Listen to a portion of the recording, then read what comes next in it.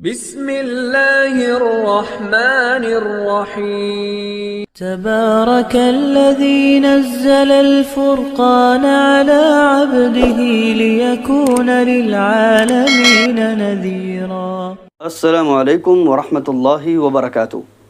میرا نام ہے قاری ابوبکر حیات اور میں آپ کو اپنے چینل پر خوش آمدید کہتا ہوں۔ انتہائی مختصراً 2 سے 3 باتیں انتہائی ضروری اور اہم۔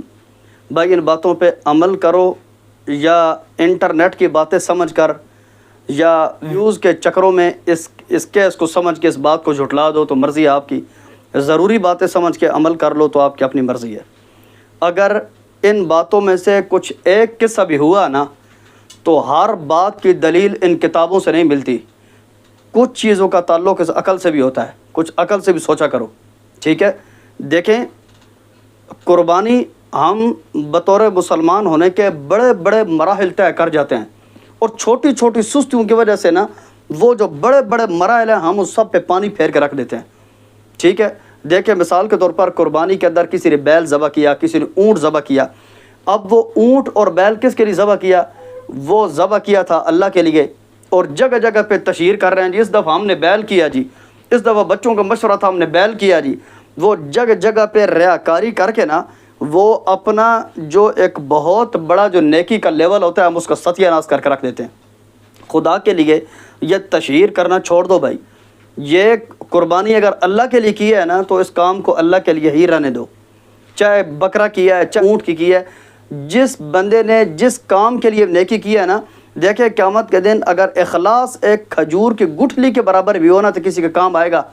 یہ بڑے بڑے اونٹ ذبح کر دینا، بڑے بڑے بیل ذبح کر دینا، اور بعد میں جگہ جگہ پہ ریاکاری کرتے پھرنا، بعد میں جگہ جگہ پہ اپنے خاندان میں دوستوں کے سامنے پوسٹر لگاتے پھرنا، اس سے قربانی قبول نہیں ہوتی۔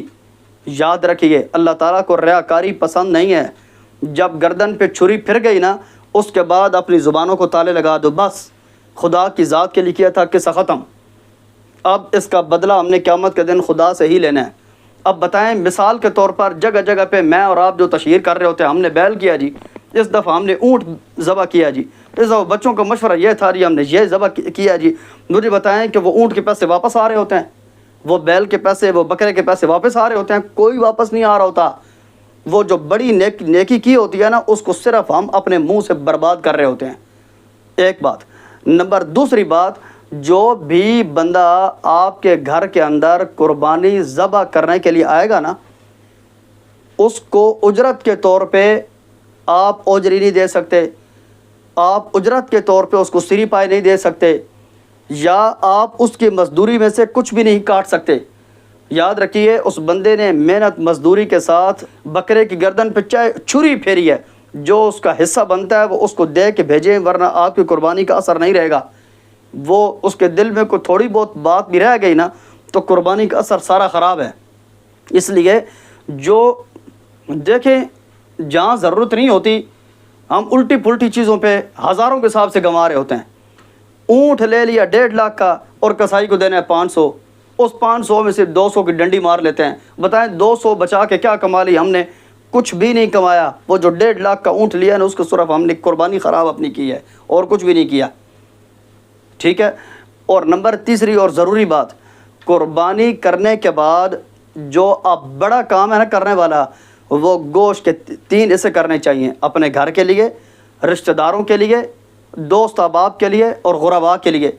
ہم جن لوگوں کے ملازم ہیں ہم قربانیاں کر کے انہیں کے گھروں میں ٹرانسفر کر رہے ہوتے ہیں، اور جن کے گھروں میں اونٹ نکل رہے ہوتے ہیں قربانی کے لیے انہیں کے گھروں میں ہمارا گوشت جا رہا ہوتا ہے۔ اب بتائیں بھائی، یاد رکھیے جو بڑے بڑے مالدار یا جو بڑے بڑے لوگ ہوتے ہیں نا جو اپنے آپ کو کچھ سمجھتے ہیں کہ ہم نے اتنی بڑی بڑی قربانیاں کی ہیں، وہ میری اور آپ کی 2-4 بوٹیوں کی کوئی اہمیت نہیں رکھتے۔ ہم اتنا بڑی قربانی یا اتنا بڑا جو اللہ کے راستے میں ہم جو کارنامہ کر جاتے ہیں نا 2 یا 4 بوٹیوں کے پیچھے ہم وہ سارا کچھ ضائع کر کے رکھ دیتے ہیں۔ اس کے گھر بھیجنے کی کیا ضرورت تھی؟ اس بندے کو گوشت کی ضرورت ہے؟ ہمارا غربا ہمارا دروازہ نہیں چھوڑتے عید کے دن، تھوڑا سا گوشت دے دو، تھوڑا سا گوشت دے دو، اور ہم ان کے سامنے سے گوشت گزار کے ان کے بندے کے پاس جا رہے ہیں جس کی 2 لاکھ 4 لاکھ مہینے کی تنخواہ ہے، گوشت دینے والے کو دو۔ ایک تکبر اور ریاکاری نہیں کرنی، جگہ جگہ پہ لوگوں کو بتانا نہیں ہے کہ میں نے کیا ذبح کیا ہے، اس سے قربانی کا اثر ختم ہو جاتا ہے۔ خدا کہتا ہے جن لوگوں کے سامنے یہ گن گائے ہیں جا کے انہیں سے اثر لے۔ اور نمبر دوسری بات، جو بندہ آئے گھر اس کے ساتھ چاہے 500 طے ہو یا 200 طے ہو یا 20 روپے ہی طے ہوں، اس کو دلی طور پہ راضی کر کے گھر سے روانہ کرنا ہے، ورنہ اس کی جو ناراضگی کا اثر ہے وہ قربانی کے اندر وہ ظاہر ہوتا ہے۔ نمبر تیسری چیز، جو قربانی کرو گے نا اس کا گوشت غربا کو دینا ہے، اس کا گوشت حقدار لوگوں تک پہنچانا ہے، اس کا گوشت ان تک نہیں پہنچانا جو محتاج نہیں ہے۔ جس کے گھر سے 2 اونٹ پہلے نکل چکے ہیں، ہماری 2 بوٹیاں اس کے گھر جا رہی ہوتی ہیں ہمارا پورا بکرا ضائع کرنے کے لیے۔ اگر کوئی اہمیت ہوئی تو عمل کر لینا بھائی، ورنہ پہلے کئی باتیں ٹھکرا چکے ہیں، 2-4 باتیں یہ بھی صحیح۔ اجازت دیجیے اب میزبان قاری ابوبکر حیات کو اگلی ویڈیو تک کے لیے اللہ حافظ۔